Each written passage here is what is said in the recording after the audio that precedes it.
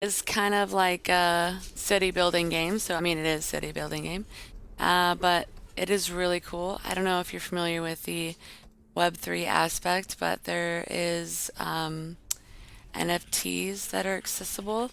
This guy, for instance, is the region ruler. This is a legendary NFT, and he, because of that legendary, is able to rule this entire region. He can dictate things about that region, and gain profit from it. But he can also make it livable or unlivable for us people that are living in his region. So eventually, the goal would be to become a region ruler, and it allows you to do a lot more things with the buildings out here. And right now, they have a season mission. I've done that twice now. It's like a tongue twister or something. But it's almost over. I mean, there's 2 days, 3 days left. But I think it was like originally like 20 days or a month maybe that this was going on. But you can get different characters out of it. And these characters you use in game to either do things like this, I suppose, or in your own town, you can utilize them. I have two heroes, is what we're calling them, heroes. I have two of them. Both of mine are kind of just basic people. I think they're like villagers or farmers.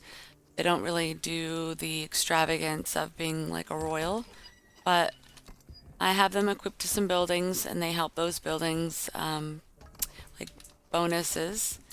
And the trick about this game really is just kind of keeping your workers that you have working and bringing up resources so that way you can convert one resource to the other resource. And then once you have enough of a certain type of resource, you can go back out here and sell it at the marketplace. You can buy and sell goods here. There are limits and it does refresh. So if you don't like what you see in there now, you just come back within that allotted amount of time and then you can get different types of things to sell or buy. But it's really cool. I have played a lot of games like this, like web browser games, or even there have been a few downloadable games that I've played, like Black and White, but primarily they are like web browser games, and they're less complex. They certainly don't have the graphics that this game has. Assuming that this is, just kind of they're going to be upgrading too. And look at these trees. Just I don't know. A lot of these type of games usually don't have this much detail. So I'm really liking it. I like that with the city building game that they do have designated spots, but I know that on a lot of other games, one thing I like to do is kind of create my layout of my town, but that's kind of pre-designated for me. But it helps me to focus more on the resource aspect of it rather than focusing so much on what my town looks like. So there's that. They got us focusing on what it should be. And I mean, I haven't done any like raids or anything like that. I'm very basic. There are bandits that can come and destroy your stuff.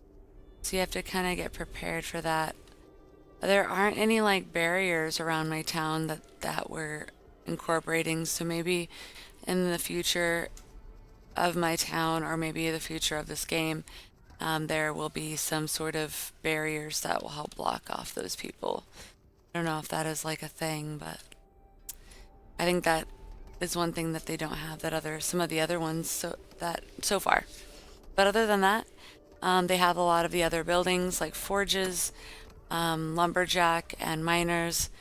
You do have to have specific squads for those buildings. So, and those are just purchased with coin or gold, in-game coin, basically.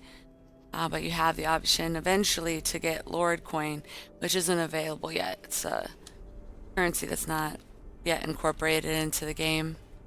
But I really like it. It's slower. It's not something that we're getting anxiety about or anything.